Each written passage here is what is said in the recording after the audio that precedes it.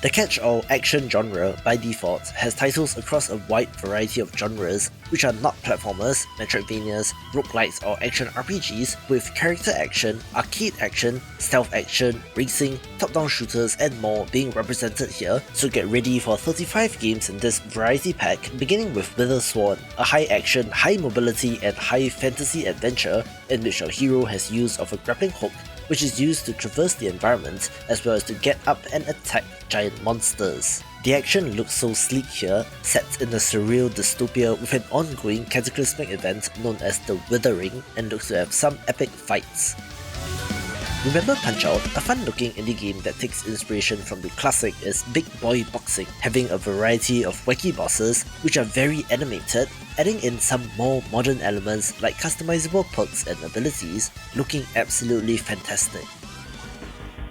This video is brought to you by Star Racer, a very fast, gravity-defying combat racer that has you zooming your way through gorgeous HD 2D tracks to come in first place by any means necessary. I'll just come right out and say it, since this is pretty much an F-Zero-like, which I appreciate, since the insanely fast, zero-graph racing game market is underserved, where coming in first is not as simple as it sounds. The cars that you race are all unique, each having their own strengths and weaknesses, and plenty of strategy and skill will be required since you need to avoid hazards, aim and time your weapons to disrupt your opponents, all while moving at great speeds and trying not to fall off the track. Speaking of which, it will also feature an insanely detailed track editor where I'm very impressed with the level of customization since you can literally tweak the angle of the track in 1 degree increments, which is insane. It also features music from legendary video game composer Grant Kirkhope, so it looks like an excellent package with just a couple of days left on its Kickstarter campaign, so support them there if interested, wishlist the game on Steam, and play the demo again during the Steam Next Festival in February 2024.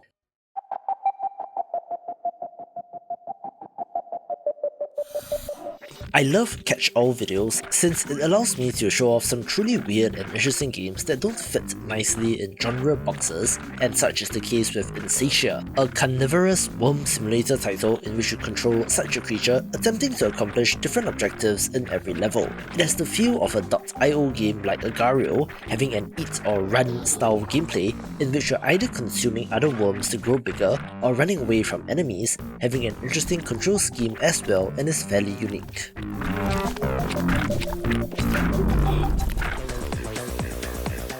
An impressive looking character action title is ENENRA Demon Core, one that is set in a cyberpunk world of Neo Tokyo, although from the initial trailer, I don't see any neon pink lights, so I don't know if it can truly be considered to have a cyberpunk setting. Still, the action looks fantastic with a focus on swords and melee combat, having a bunch of aerial combat maneuvers as well. Of course, pulling off sick combos will be the draw, in a manner not unlike Devil May Cry, so it's a promising title that you probably have not heard of.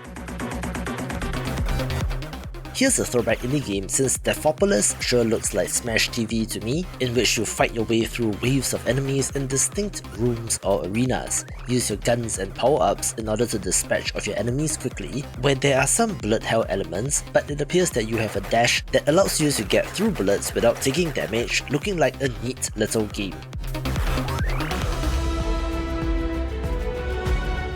Here's an interesting title in Undefeated Genesis, a game that has a little bit of history since it went viral when the developers showed off an early prototype a little while back, with people claiming that this is what a Superman game should be, and the developers were given a chance to make this a reality after having signed with a publisher. It's a superhero action game where you play as not Clark Kent, having to battle powerful mutant enemies in order to save the planet. It looks nice, although I do wonder how much content there will be and how the game will be structured.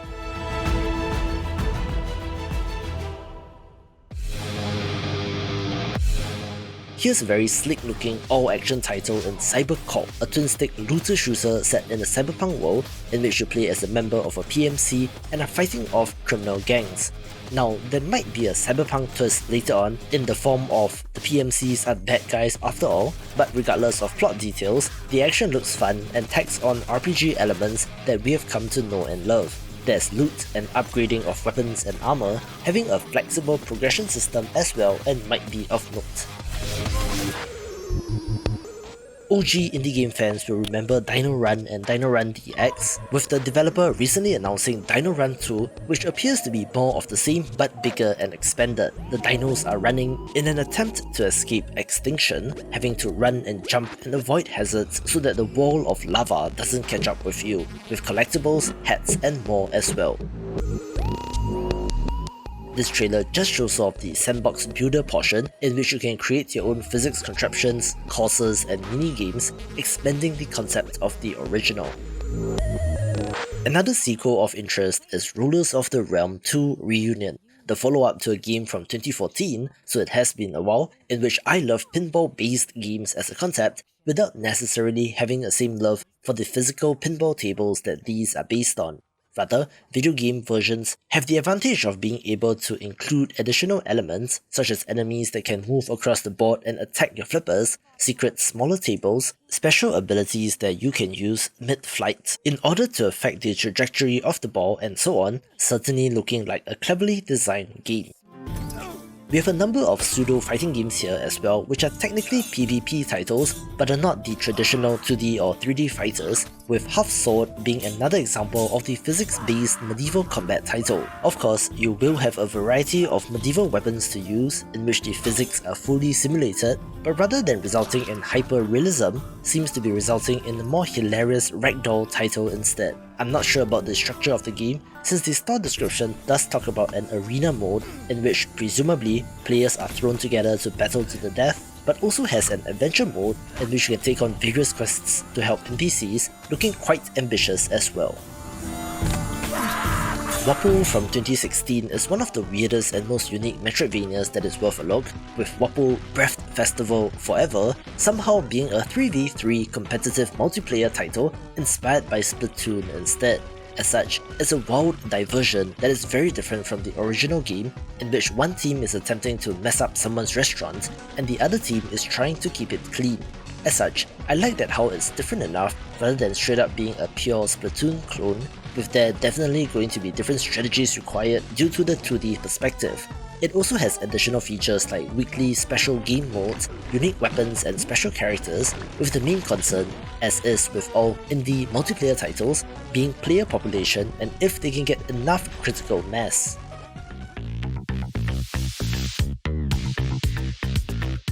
Here's an interesting throwback racing game titled Voidspeed Outlaw, one that pays tribute to games from the 90s and has an interesting pixel art, low-def pseudo 3D look.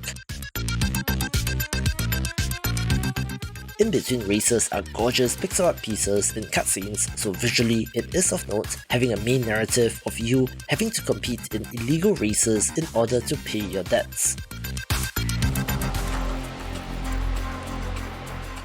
Another sequel of interest is Intravenous 2, the follow-up to a stealth action tactics title that looks kind of similar to the first game, but has a two-character setup in which one is searching for answers to his father's kidnapping and the other is following clues of his own. It kind of looks like Hotline Miami due to the top-down perspective, but of course is much more grimy and military, with the option to sneak through the shadows or to go loud. The first game is definitely worth a play if you have not, so go play that while waiting for the sequel.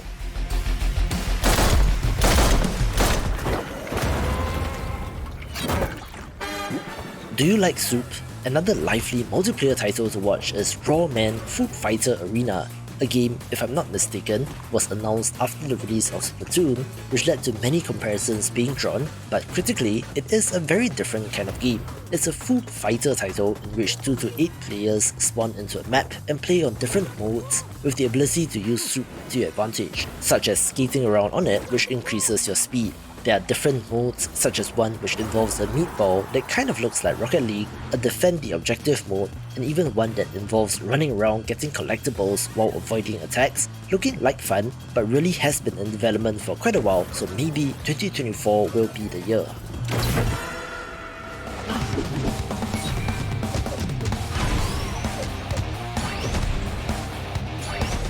Here's a title which had a good Kickstarter campaign in Genokids, which raised just over 85,000 euros in April 2023, so I assume development is progressing at full force, so hopefully it will release sooner rather than later. You play as members of a rock band, who, in the middle of one of their best concerts ever, is rudely interrupted by an alien empire which decided to invade Earth and assimilate mankind, so it is up to our heroes to save the day. The comic book art style looks awesome, with flashy attacks and animations as well as tone and style, with the combat letter ranking giving it away, showcasing the combat focus, so hopefully the voice acting and story will be up to par.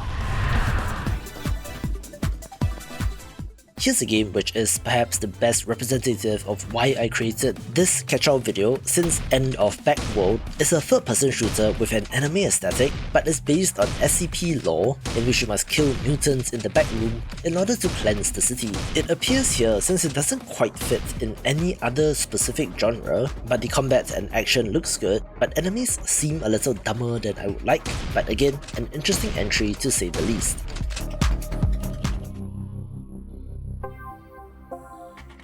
We don't get very many stealth games these days, so there isn't enough to make a standalone video on that, which is why I've included Raw Metal in this video, in which you delve into a mining facility in order to fight against a mega corporation. You are skulking about in the shadows, using a variety of tools and trinkets, such as noisemakers to distract and slip past the guards, or to take them out from the shadows, but if you do get caught or head into a boss fight-like situation, the action switches to character action style. Needless to say, this game looks awesome, having an art style that reminds me of Creature in the Well, but is not from the same developer as far as I can tell, with the best part being that this has a confirmed release date in March, so hopefully they can meet that date. Stay out. Olliefrog Toad Skater is pretty cheekily referring to Tony Hawk Pro Skater being a skateboarding action game in which you pull off sick tricks, but are a toad instead of a human. The pastel colour palette is very easy on the eyes, but appears to be hiding a deceptively complex trick system, being of interest to fans of the genre. I initially wrote down the genre for Keyboard Sports Saving QWERTY as a typing game, which then again is not exactly one, since you're not really attempting to type out words or phrases, but rather using the keyboard to move your little guy around, coming to us from developer Triban, who are some of the most innovative developers that I've seen and is certainly of note. Duelists of Eden is a PvP spin-off of One Step from Eden, a tremendous roguelite from 2020, which is great, having combat inspired by Mega Man Battle Network, which does have its share of fans. Case in point, competitive MMBN is a thing, with this game looking to give players all they want in this fighting game subgenre and more. If you're not familiar, you're launching attacks based on cards and abilities that you pick, which rotate as you use them, having to move and dodge on the grid in real time, with attacks targeting a specific cell or row or column, so there is a degree of anticipation required as well, and given the pedigree, I'm sure that this game will be great.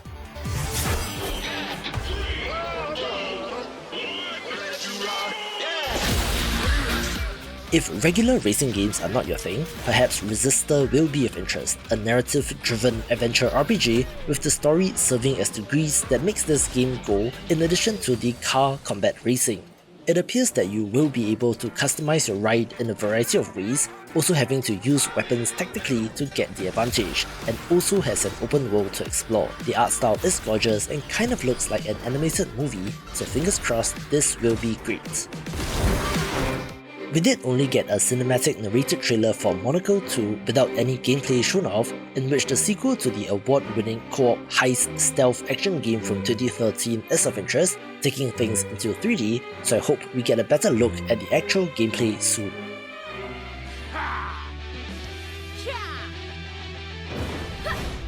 A title which was conspicuously missing from the upcoming fighting games video is Referral, a third-person action title that has PvP elements, but apparently the developer is shifting more towards the PvE aspect, in which you're battling waves of enemies, which is why the game ends up here. Visually, this game looks amazing as well, with the combo-focused combat against hordes of enemies having a little bit of a Musou feel to it, although it isn't taken to that kind of extreme. Still, no Steam page after so many years, but the developer is releasing update videos on YouTube, so there are signs of life.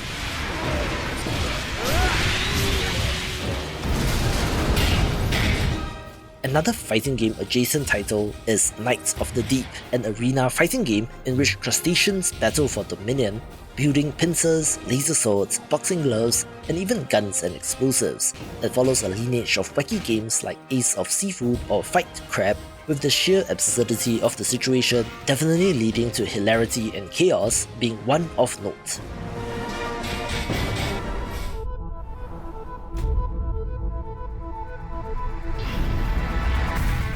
Thresher is a newly revealed title, and if you're familiar with this developer's previous work in Thumper, it will be no surprise that the game looks like this as well, a psychedelic, trippy title that is a self-described essential audio-visual experience. As compared to Thumper, I don't think the rhythm game elements are as strong in this, rather focusing more on reaction time and gestural controls in order to move your space eel as you attempt to evolve it into a mega beast. However, if I'm being completely honest, it's a little difficult to parse what is going on, so I might need some time to get used to it, but it's an interesting title to say the least. One of the reasons why I wanted to make this video is Homura Hime, a third-person action title with an anime aesthetic in which you battle against demon girls in order to uncover the truth about your own legacy. It looked like a fairly standard hack-and-slash action title, but then comes footage of the boss fight, which turns into a full bullet hell, having some intense attack patterns that you need to avoid, possibly being a Toho game in all but name. As such, it looks like a challenge, and I'm curious about the structure of the game tying the combat together. I don't have too much to add for Ultra Bugs since this long in development arcade shooter has been repeatedly delayed and is of note since it's quite possibly the last game from indie developer Vlambeer, the two-person team that released Love Rousers, Nuclear Throne and Ridiculous Fishing, with the team having disbanded, and I don't think the two of them are even on talking terms, so who knows if this will ever release, but I hope it does since it looks fun.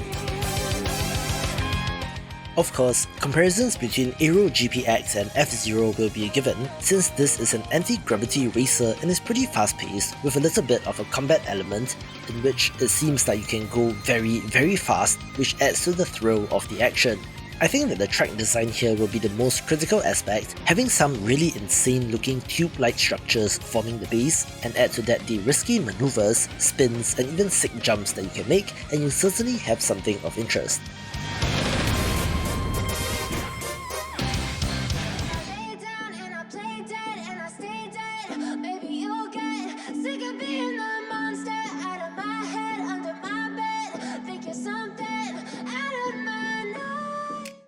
I don't know what you kids call the vibes of this game, but in my day, I would definitely classify Skate Story as emo, since you play as a demon made out of glass and pain, having the goal of skating to the moon to consume it in order to become free. Of course, glass and skateboarding don't really mix, since every fall will cause you to shatter into a million pieces, but therein lies the thrill of the title. It does of course look absolutely gorgeous as well, and got the attention of Devolver who are publishing this, so I'm sure there's something to this game. You don't ever wanna set me free. You know I'm addicted to you, and it's twisted you've been gifted with the evil voodoo. Got me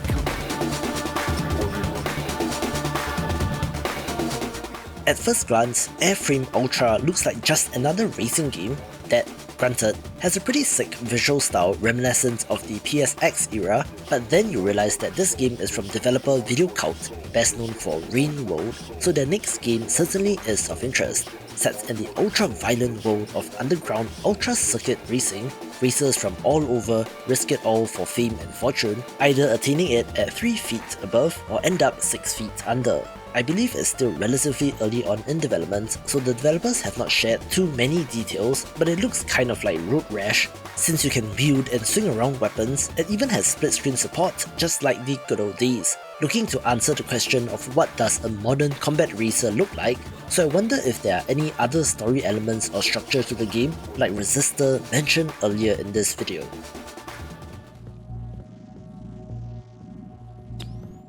Here's a very interesting looking co-op tactics shooter in Dark Swarm, in which you must work together with other players to dive into the alien hive and to destroy the Dark Swarm from within, having a variety of mission objectives as well, and looks fantastic. I believe this is one of the first games signed by Ghost Ship Publishing, who are the Deep Rock Galactic people, so if you trust their team and their taste, this is one to watch.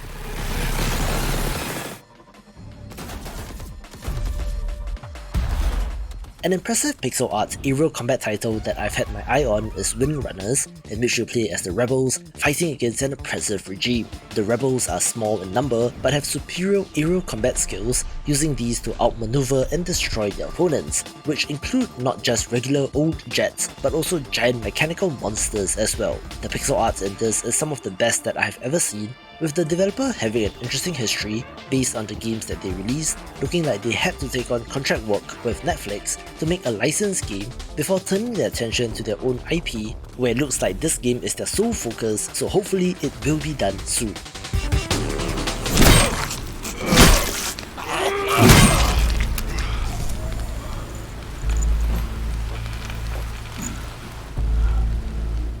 Here's a very impressive looking brutal action title in which Blight Survival was thought to be a roguelite, but the developers have since clarified it to be an extraction light, which I'm guessing means it has a gameplay loop similar to Tarkov or Hunt Showdown, in which you spawn into a map and go after some objective, having to get it and then safely make it back to the exit or to wait out some timer, but less hardcore than those extraction games that can completely screw you over. Still, the third-person combat looks intense, taking place in a medieval fantasy world that seems kind of like The Witcher, with this developer showing off some interesting tech as well.